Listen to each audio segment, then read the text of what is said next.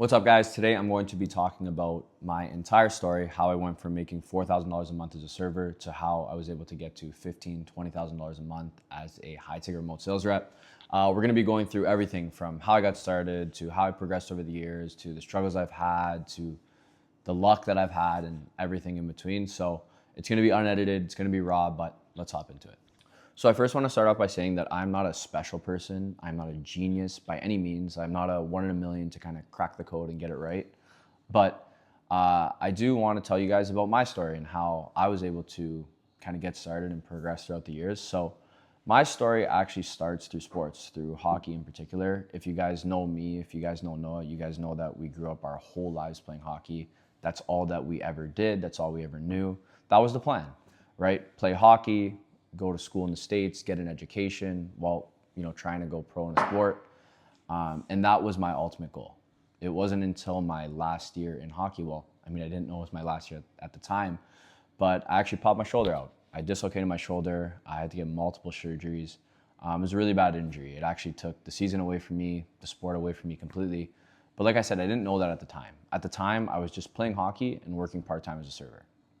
Now, what happened was I went home, with my sling on, unable to use my arm. And I couldn't play hockey and I couldn't serve at the restaurant.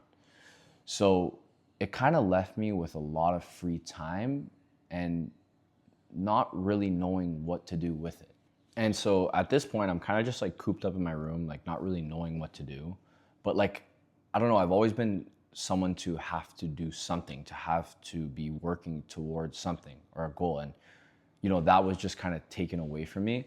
So I started looking online for how I can become a business owner, how I can make money online, how I can make money from my room. I ended up, going down the whole drop shipping rabbit hole because back then, it was 2 years ago, it was the thing to do back then. And I ended up finding myself buying a $5,000 drop shipping mentorship where looking back, was it the greatest purchase I ever made? Probably not. But I try to look at it as a lesson. I learned a lot. I tried it for a full year. Did I get as much support as they told me I was going to get? Probably not. But either way, I realized that that wasn't for me. I didn't like the whole idea of being cooped up behind a computer, not speaking, not interacting, just looking at numbers all day and editing. It was just a little bit too tedious, technical, also very inconsistent, right? Because the way dropshipping works is you're always looking for winning products, and then even if you find one later on, it might die out. But either way, it wasn't for me. And so after a year of trying this business and it not working out, it's obviously not a great feeling. You kind of start to spiral in your head. You start to experience some self-doubt, can I even be a business owner? Can I even make money outside of a regular job, outside of serving in particular? But after I started thinking maybe that just wasn't the vehicle for me, right? And so I don't exactly remember how I came across high ticket sales, but all I know is that I just started randomly DMing people on Instagram, basically saying hey, I can help you out with your business. I can help you out with marketing. I can help you with the sales. Because I thought I knew marketing from dropshipping, which I didn't. And I just thought that I was good at sales because I was a server. And I thought that I can talk to people. And so I'm DMing people, I'm hopping on random calls. I have people trying to sell me programs, sell me courses. I have people literally trying to get me to join a legitimate pyramid scheme. Literally everything you could think of, I spoke to these people. And you guys have to keep in mind that I was already not scammed out of $5,000, but I had already invested into a program. I had already invested into a skill set, and it didn't work out, right? They overpromised. I felt like I didn't get what I deserved. And so I was fully against paying anyone else or paying anyone for help at all. And you also have to remember, I have $3,000, $4,000, $5,000 to my name at this point, especially because I wasn't able to work because of the injury. Plus, I was only working part-time before that. Plus, I was playing hockey. Like I said, I'm DMing all these people until finally I DM this one guy. You know who you are. And he basically responded to me, basically saying, "What the fuck are you talking about?" Right? And I just remember him being so blunt. And I'll always remember this like whole scenario, this whole like call and how it happened. But I just remember him being so blunt, basically telling me that like, who am I to text him and help him on his business when I have no experience, when I have no skill set whatsoever. Anyway, somehow, some way, he ends up getting me on a call. Now, keep in mind, like, I'm not buying from anyone. Like, I'm in that full mindset of like, I'm not giving a single dollar to anyone because I already got screwed over before. And so I get on the phone with him. It was a Zoom call. I was actually in the parking lot outside my gym. That's how much like I didn't care. And like, if you're a closer, you know, like you always hate when people are taking Zoom calls in the car because it shows like they're not serious, right? And so I'm taking this call, and as the call is like progressing, like I'm thinking to myself, like, yo, this guy is like really good. Like he's asking really good questions, and it's like, I know that I'm getting closed because I was kind of familiar with the space, but not fully, but like I knew what he was doing and it was still working. And so we're going through the process. He's asking me all the questions. I'm throwing objections at him left, right, and center. But I really thought in my head is like, if I'm gonna do this, like I wanna learn from this guy, right? And you know, we talk about as closers like serving the prospect and, you know, actually helping them. But I mean, he might not realize to this day, but like the fact that he actually closed me changed my life, right? Because if he never closed me, maybe I would have never done this, and maybe I would have still been serving, right? And so that's why when you hop on calls, it's your job to close these people and to actually help them out, right? Because if you don't, you're almost letting them down in a sense, as long as you're selling something that's real and it's actually a good product. So now at this point, I paid. I'm starting my second mentorship. It was for another $4,000. So I'm already like $9,000 in the hole in mentorships. But I had a super, super fast turnaround with this. Within 2 weeks, I was already placed into a sales team. Now, I started off as a setter. Now, keep in mind, I wasn't actually supposed to get placed that quick. Like, an opportunity just came up and I just took it. So I actually wasn't fully trained when I was there, right? So I'll always remember like my first day, like I hop into the sales team meeting and they're like, "Okay, Matthew, let's do a role play." Never heard that word before in my life. And the guy goes, "Ring, ring, ring." Did not know what to do. Anyways, it ended up being all fine. I mean, I obviously got the job. I started working. I started reading the scripts and started implementing some of the stuff that I learned through the program. But at the same time, like I wanted to close, right? Like, and at this point, I was just an appointment setter. And appointment setters, like, it's a lot more work and usually make a little bit less money. And you have to remember, like, this is my first time working a real full-time sales job. So now I'm doing like 300, 400 dials a day. And 2 weeks go by, 3 weeks go by, 4 weeks go by. I actually started getting a bit overwhelmed. Like, it was just a lot at once and I wasn't fully trained, and it was, you know, everything was very new to me. And on top of this, I actually didn't get paid yet because the pay periods are every 2 weeks and I came in the middle of one. Plus, I never received a wire from the US before. So I had a whole bunch of stuff from my bank that was not set up. So I'm also getting like really skeptical. Like, I'm like, oh my God, like, am I working for free? Are these guys actually gonna pay me? My parents are freaking out kind of. They're like, you know, "Matt, like, you gotta make sure like you're not getting scammed. Like, what are you doing? I see you're in your room, you're taking these calls, but you haven't made any money." And so there was a lot of like tension at this point because I was working a lot. I didn't have any money to show for it. Everything was very new. But I'll always remember this point.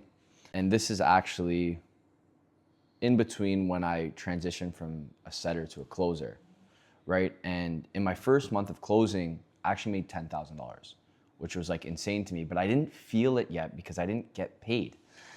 And so there were some people from the team, a lot of them were from Miami, but they were in Toronto. So I was actually driving to downtown Toronto to go and meet them for a dinner, just to meet them in person, that sort of thing. As I park my car and I'm making my way down to the dinner, I just checked my TD app just to see on the off chance I got the money. And that was like the point where it actually all hit me, is because I actually got the wire. Like I saw the money in my account, and like that was the point where I realized like, holy shit, like this is actually real. This actually works. Like I just made 10K in a month from taking 45-minute calls. And so that was like probably the biggest turning point for me, where I'm like, okay, this is just something I'm trying to like, this is something like I'm gonna take very seriously and try to maximize my skill set as much as possible so I can make as much as possible. And so like I said, I made 10K in my first month closing. And literally in my second month closing, I made 15K. And in my third month closing, I made 20K. Like literally just like that in $5,000 increments. And looking back now, by the way, if I was fully trained when I first started, I probably would have made like 20 or more than $20,000 in my first month. Like I was doing that being like an okay closer, right? Like if I was a great closer at that point, I would have made so much more money. So now fast forward a few months, I'm making the most money I've ever made in my life. My parents finally believe me and are happy, and they're fully on board with it. And I start spending more money as well. But what also happened, and something I didn't actually expect to happen, is like, I wasn't getting greedy, but like the fact that I made like 10, 15, $20,000 in a month so quick, like it kind of made me feel like I want more. I want to make more like right away though. And so I started thinking like, oh, I'm going to leave. I'm going to start my own business. I'm going to do this. I'm going to do that. But, you know, after speaking with some people, they kind of calmed me down and just let me know that like I'm in a really good place right now, and to keep developing my skill and keep making some money and keep, you know, stacking my money, that sort of thing. And so I calmed down until I went to Montreal. So I went to Montreal to visit my good friend Noah. I mean, he's my business partner now. You guys obviously know. But I actually met him through hockey. When there was the whole COVID thing, I went to the US. We did a whole bubble in Florida. But I met him through hockey. And at the time, he was a club promoter, right? And I kind of mentioned to him about this a couple of times, but he didn't really fully understand. But like now I was with him in person, right? And so I always thought that he would be really good at something like this, and not because he was like a smooth talker with the, you know, promoting at clubs and things like that, just because like he had the same like sort of values as me, in a sense where like he always wants to be the best at something, or at least like when he puts his mind to it, like he can get it done, right? And so he really didn't believe me at first, and like he was super skeptical and he didn't really fully understand. But I was trying to explain to him like the deeper psychology of like the sales process and things like that. And, you know, I can tell he was starting to get interested. But anyways, long story short, he invests his money, he gets training, and he ends up working at the exact same company as me. So now at this point, Noah's closing, I'm closing, we're both making money. He quit his promoting job, not because he had to, he just kind of was making enough money with this and just rather have the free time. I got some of my other friends, I trained them up, we got them in as well. So there was a good circle of us now that were doing it, and it kind of showed like, because we were all sort of different people in a sense, and it kind of showed that like anyone could do it. Like one of my buddies was like an electrician, another one was working in like a warehouse. Noah, like we said before, he was promoting at a club, I was serving. Like there was a whole array of people that were able to find success in it. So I started to realize, holy shit, like everyone can actually do this as long as like they put the proper training in, they have the right frameworks, and they actually kind of just put themselves out there and get outside their comfort zone. So now another year goes by, we're making money, we're developing our skills, and we start getting to the point where now like, you know, a lot of people are asking us like, yo, what are you doing? How are you doing it? How does it work? Even some people on the sales teams like asking for tips on, you know, how you deal with a certain portion of the call, or how you objection handle, or many different things, right? And so after seeing success with our friends, we realized like, okay, like anyone can actually do this, and like we've been doing it for long enough that like we can teach someone else and also handle any sort of question that they throw our way with like full confidence. And so this is where the Closer Vault really began, right? After seeing 4 of my best friends find success in it, after helping people within the company and outside the company and just educating them on the space, like I started to realize like it would almost be stupid to not help people that were in the same situation that I was in transition into remote sales. And because of the really bad experience I had with that dropshipping mentorship where I essentially just lost $5,000, I wanted to make sure that if Noah and I were going to build our own company, that it would literally need to be the opposite of that. Like where you're actually getting to work directly with us, where you're getting like all your questions answered. You're basically getting like 24/7 support. And I literally just want to help people that were in our situation, educate them on the space, and then help them transition into it, right? And not in a way where it's just one and done, like where we're actually like guiding you through the whole process, like even outside of sales, right? Like where you're going to start to get overwhelmed, or where you're going to have different questions about what to do once you're actually making the money, and how to treat your friends, and how to talk to your family. Like everything from A to Z that I went through, I want to be there to support you guys.